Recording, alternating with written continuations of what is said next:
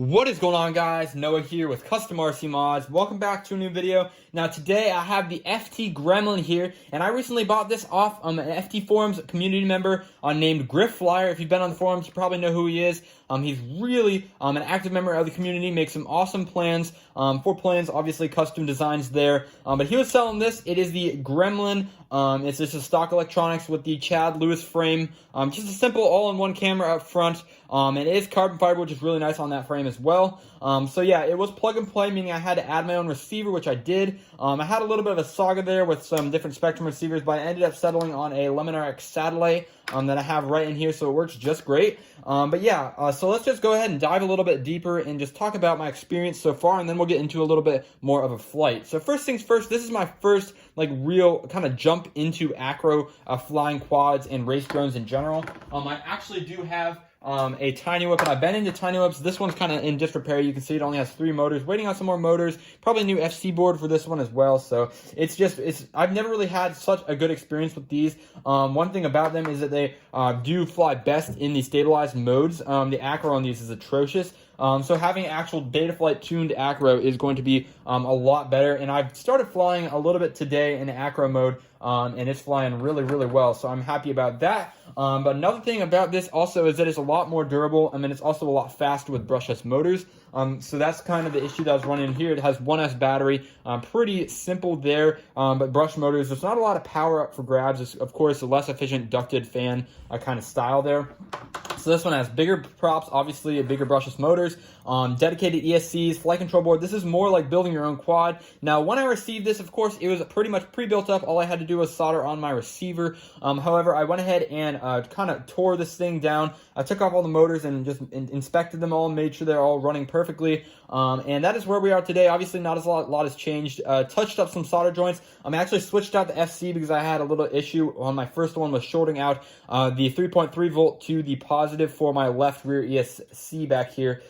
So I went ahead and got a new board for it. They're only like $15 or $20, so it's not a big deal. They're the Femto F3 boards right here, which isn't anything crazy. It's a simple little board that's found on like the Emax Baby Hawk is the best probably example on there. It works really well. This one is straight off the Baby Hawk, and on the original one, the USB port is mounted on the side. However, this one has the USB port on the back, facing backwards like this, and there is a little bit of advantage to that I like.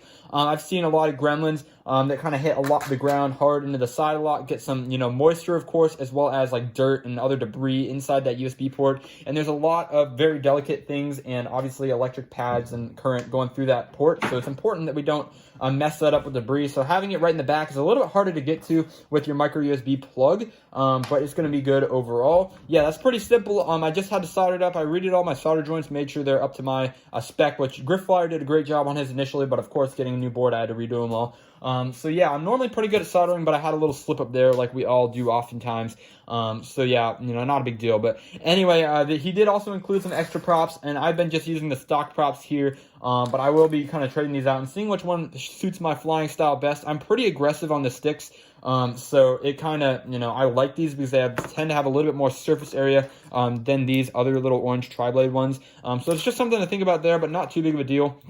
It did come with your standard black rubber O-ring on the back. However, I just used a rubber band because I have a bigger battery. This is a 3-cell 450 milliamp hour battery, 45C from Nanotech. So this one right here does obviously take up a little bit more room than a typical 450 milliamp hour like 2-cell would.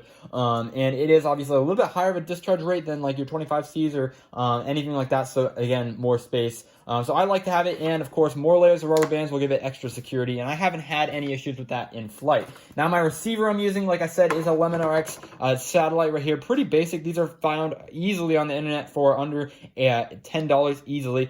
So yeah, initially I went ahead and bought a SRXL2 Spectrum receiver right here. This is 4650, SPM 4650, if you guys are looking for something like that. And these are good for the larger drones. However, this is not very compatible with the F3 style, especially this little Femto board. I spent a good 2 or 3 days trying to get this all figured out. And it was really, really annoying overall. But I finally got it all together with the LumenRX one. I'm going to use this on a future multi-rotor project, but for now, the satellite is working just fine, and range is exceptional. The real limitation here is the video. It's only 25 milliwatts on the transmitter. So yeah, this all-in-one camera is not great, and you'll probably see that in your in the DVR footage coming up very soon when we go take it out for flight. But I'm probably going to upgrade that to a 200 milliwatt system and a better camera. So yeah, we'll have to look into that here in the next few days, and I'll probably publish another video when I get that done, just to kind of see how the camera quality has improved. So with that said, a little bit more of our peripherals here. We've got the DX6, of course, pretty standard, and it is tuned in a Betaflight, and this is just my dad's computer over here. I tried to get it to work on my Mac, but Betaflight was being really fidgety, so I ended up using my dad's Surface 4 Pro and to tune on Betaflight, and just a very simple little micro USB data cable. If you guys are wondering why Betaflight is not working, it might be because your micro USB cable is just a power cable. Make sure that it has the full data capabilities on here, otherwise obviously it's not going to work. Now, my goggles here for the time being are the Marvel Vision. This is a Spectrum one that came with the Inductrix FPV Plus Ready to Fly, but this is the Marvel Vision goggles that are similar to the Spectrum goggle adapters that you can get. It's pretty simple. It's nothing crazy. It has a DVR, of course, and a little dipole antenna up top, but there's nothing really too much to complain about there. However, it's just kind of where I'm at right now in my FPV journey. I'm probably going to upgrade to some Fat Sharks here very soon, whenever I find a good deal. But these are obviously doing the job for now. And the one thing I like about these is that they do charge micro USB, so you can charge while using them, and they have an internal battery, so you don't have to worry about getting your fancy LiPo charger to charge your batteries like the Fat Sharks have to do that. So it's those added little things that make this a good option for me right now. So yeah, that's pretty much it for the overview here. Of course, if you have any questions about anything that I'm running on here, I'd be happy to answer them in the comment section below. Without further ado, let's take it out to the backyard for a quick flight. Alright guys, so we're out here for the flight of the Gremlin in the backyard. Arm it, let's go ahead and get up in the air, taking off line of sight, making sure my systems are functioning properly, and just hovering it. Now it's time to get under the hood and get flying. Going big first off, and it's aggressive flying style that I have. I'm just doing a pine tree dive right there. I've been flying acro for about a day and a half now, which may not seem like that long of a time, but there's a lot I've learned in flying aerophotography drones, as well as flying just tiny whoops and other drones in like stabilized mode, as well as actually there's a lot of similarities between this and flying airplanes, like foam board airplanes, or airplanes in full manual, where you with the pitch and the roll, as well as throttle management and your yaw controls. There's a lot of similarities across the previous platforms, so it kind of was second nature. But if you haven't never flown an acro before, I would definitely recommend it. There's just a totally different flying experience. It's a lot more free flowing. You have a lot more ability to do stuff, and of course you're also responsible for your moves, so you don't have that ability just to let your hands off the sticks and it'll stabilize itself. You have to correct all your motions, which is something that I learned how to do really well when I started flying airplanes, of course. So yeah, let's go ahead and just keep talking through this flight right here. You can see we've been doing some loops and some rolls. That was a little roll pulling out into the bottom end of like a power loop, but yeah, it's once you get confident, I mean, the key is just to go in with aggression and try things out. If you're scared of crashing, obviously that's going to hold you back, and you can see I just did a pretty small gap there through the swing set, which is that's kind of sketchy, and I've definitely crashed there a lot before. However, a lot of practice and just confidence to have going through that is really what's going to help me and help you the most when you're flying. So yeah, just zooming around here, pretty self-explanatory, just flying around, getting my bearings. But let's go ahead and do another dive here. It's so much fun. You can see just diving straight down, get a lot of speed, and then pull out the very last second. But yeah, straight down, and this was a really fast pass as well.